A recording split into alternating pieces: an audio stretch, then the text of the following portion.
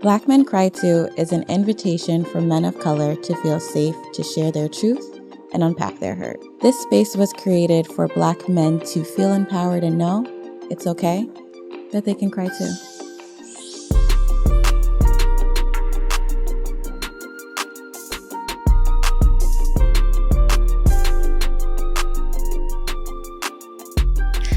Okay, so we back at our tank, and I had to come back because you had said something in our last conversation about loving yourself as a Black man.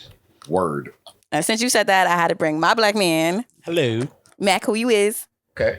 I am Mac, a licensed mental health counselor with a specialization in couples therapy. Nice. So we're gonna talk Pleasure, about my man. Thank you. we're gonna talk about loving Black men. Oh man, the hard planet.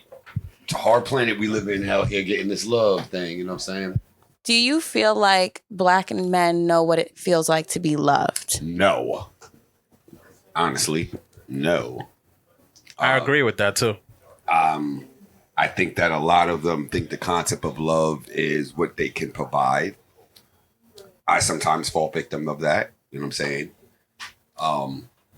You figure that what you have is the reason why love is coming to you, you know what I'm saying? Not for the actual person that you are, it's for the things that you have. So love has become very materialistic, I think, in the Black community. That's just my personal opinion, you know?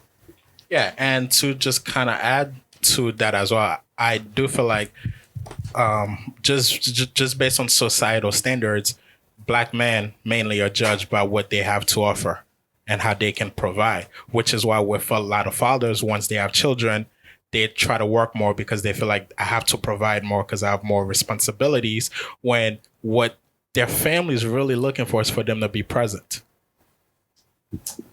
In certain cases, yes, but not in all. You know what I'm saying? Like, you know, there's like I said, there's different sides of the coin. Because, you know what I'm saying? I have a lot of female friends, you know what I'm saying? And I've listened to a lot of different conversations with baby fathers, you know? And sometimes it's not even about their presence. It's about what they're giving. Money. You know what I'm saying? I feel like a lot of the hate and arguments that we get, it all stems from finances, money, you know? And then that's where a lot of people fall victim of thinking money equals love, rather than love equaling love. When did you figure out what love actually means? Shit. I think, me personally, I think it was the first time I cried over a girl. I was like, is this what love is? And I cried. And I was all brokenhearted and shit. You know what I mean? But yeah, I think that's me. I guess me being who I am. I think it was the first time I cried for a girl. I think that's what I realized what love is. Yeah. And there's also a significant difference versus I love you and I'm making you feel loved, right? A lot of times we can love each other. We can love our partner, but they're not actively being loved on. Right. So I think those are one of the things that we really need to focus on as a community. Yes, I love you, but I'm also going to make sure that I make you feel loved. So you never have to question that love. Do you feel like Black men that cheat is because they don't understand what it feels like to be loved on and how to like articulate what it is that they're looking for? Go ahead, sir. Y'all can crack that open if you need to. I know that what I've heard, personally, what I've heard is, I'm gonna go with what I, you know. Yeah, we're going back to Jeezy. Yeah. Wow. I think what I've heard is one of the issues that it is sometimes is that it starts from just trying to find the concept of love. Like you're searching, you're looking for affection. Sometimes it's not even love. Because I think that a lot of people think that Black men put love and sex in the same category. And a lot of us don't. But some of us put affection in that. And then sometimes with affection, you start wanting it more and more. And then that becomes that word love when it's really just lust.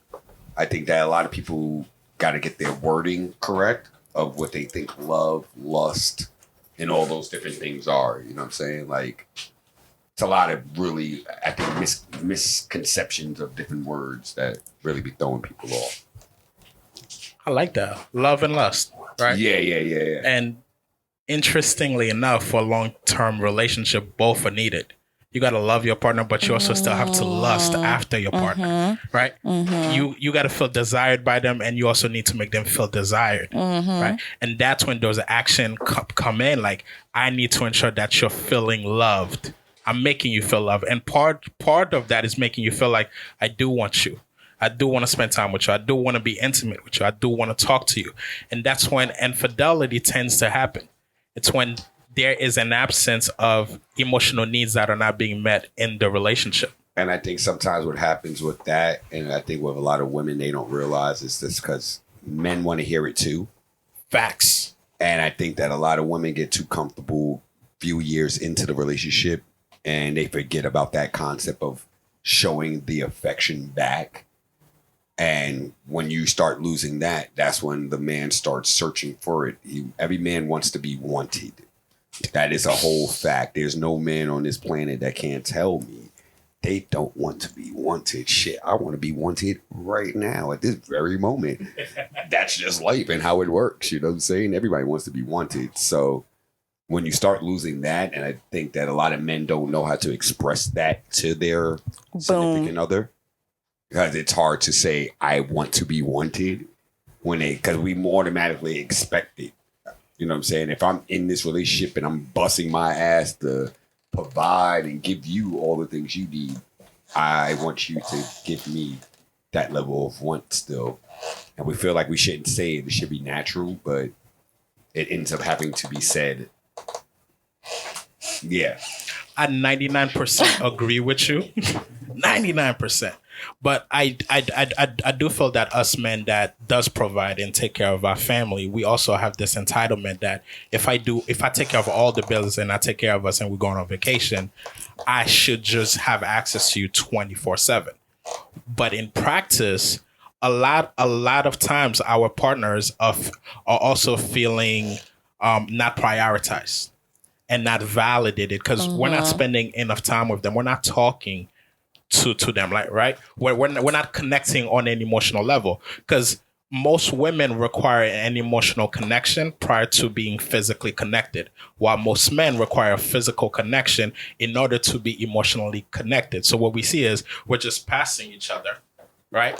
Because we have different avenues of getting there. So that's why we need to find that balance of, yes, I am a provider. I'm going to take care of us, but also I'm present in the relationship so we can connect. So at the end of the night, all the foreplay has already taken place and you feel connected to me so that we can be more physical and more intimate. I feel that, but sometimes I don't. You know what I'm saying? Because it's like if I'm here, I'm broke. If I'm gone, then I'm going too much. But if I'm there, I'm not able to provide, you know what I'm saying? I'm not doing too much. Good point. So, Good point. My fault. It's like, it's a double-edged sword on that one, you know what I'm saying? That's just me. So with that, why do you feel like it's uncomfortable for Black men to express, like, I want to be wanted? Like, I want you to post me on social media. I want you to hold my hand. I want you to rub my head. But, like, everyone is different. Y'all, shiesty. Yeah. Hidden ass folks. Don't post me now, no. With the Kelly asses. Nah, it's more like I said, what he just said, you know what I mean? When you're providing these things and you're doing your part, you feel like you should not have to tell somebody to give you affection because you're giving affection. So why do I have to tell you to give me what I'm already giving you? It should be common fucking sense. I think that most men, we think in what we think is called common fucking sense. But most of the time, it's really not. It's just in our brain, you know what I'm saying? But we think the same thing on the other side. Like, are these niggas that ass? But the difference is we do communicate that. We just don't communicate it in a way that you understand the language that we are using, right? Right. Because a lot of times we may not use words, hey, I want to feel wanted too, but we may behave in a certain manner when we're throwing a telling tantrum. You, hey, I need affection. Hey, I need attention. Right. Tantrum. So at times it's just unfair to our female partner or our male partner because they have to decipher what that behavior is versus us actually using our words. I think it's very brave to be able to go home and say, hey, babe, lately I've been feeling not wanted. I've been feeling lonely. I've been feeling not prioritized. And that is affecting our relationship. How about we spend the weekend together with no kids? We just watch a movie, eat some ice cream, and just hang out and get our spark back. But see, just because as a man you can able to say all that doesn't mean that the female is going to be also able to say that, because, you know, being a mother, taking care of children, you know, it's all about the balance of that too, you know. And one last quick point, and what I've actually found is that us men need to do a better job of removing their children from the home, so that our partners can be partners and not mothers. Yeah, so it's actually been shown that 2/3 of couples that transition to being parents report a lower relationship satisfaction for the first 3 years. And one of the best ways to overcome that is by making time for the relationship. And a lot of times that requires removing the children from the home, getting a babysitter or dropping them off at grandma. Oh yeah. So that definitely needed little weekends off from the kids. Exactly. Yeah. So this way you guys can reconnect again. Because if the children are present, they're in mom mode. We're in dad mode, right? We're not really in lover mode. Right. So by removing, I don't want to call it that obstacle, but that beautiful asset, it allows us to reconnect back to the previous days of no children. Yeah. And I think also another thing, especially with children, I think a lot of black men have to remember what postpartum depression is. Ooh. And I talk about that shit to a lot of my homies, especially when they talk about they're about to have a kid and shit. Because it's something that's beyond us. We can't control that shit. We can't do nothing about that shit. We don't even know. It's like a ghost. You don't know what the fuck, but it comes out of nowhere and it's scary. And you don't want no parts. You know what I'm saying? You just got to be supportive and deal. And a lot of dudes wonder, like, why the fuck is she flipping the fuck out? This ain't the same female that I was dealing with a couple months ago.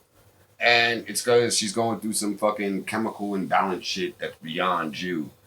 And you just want to make sure that you acknowledge that shit and you know what it is. So when she does start flipping the fuck out, you don't think, oh my God, what the fuck is going on? And it's feel like it's at personal. You. Mm-hmm. And I feel like that's what happened with a lot of men in the generations before us. They didn't have any knowledge of it. And they were wondering why this woman started flipping the fuck out. And they were like, yo, I'm out of here. And yeah, I think if we knew about that, I think a lot more dudes would have stayed around. And not just think that this bitch is crazy. Excuse me for calling y'all bitches. So I have taken over the show, and I am the host now. This is Puma, and we are live from Art Inc. Studios. Sir. And Hi. Kat is in her safe space. You know what I'm saying? As we see, she's about to get a tattoo right now by the awesome and amazing Jade, you know? You can get tattooed also by Jade down at Art Inc. Studios, you know what I'm saying? Shameless promo. All about it. Piercings too. We got all that. So whatever you need. Art to Ink. Art to Ink. Fellas, ladies. Harlem, let's go. And all of the above and in between. You know what I'm talking about? Exactly.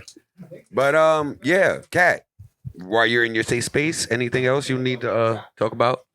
I have just 2 last questions for y'all. Go. Do black men want to be loved by black women? Shit, yeah. I mean, in all honesty, man, we just want to be loved by all women. Oh, you got it? Okay. Yeah, it is. Yeah, we want to be loved by all women. You know what I'm saying? It's okay, girl. Put your mask on. No, go ahead. Come on. Hey. Pull on up. You know what I mean? Hey. Hello. Hi. Hey. Come on. Go ahead. No, don't do that. I'm supposed to be at the hospital. Yo, screaming. We're gonna reverse. That. But of course, no. I mean, in all honesty, we want to be loved by all women in general. But of course, me as a black man, I love to be loved by black women. You know, but all women in the planet, shit.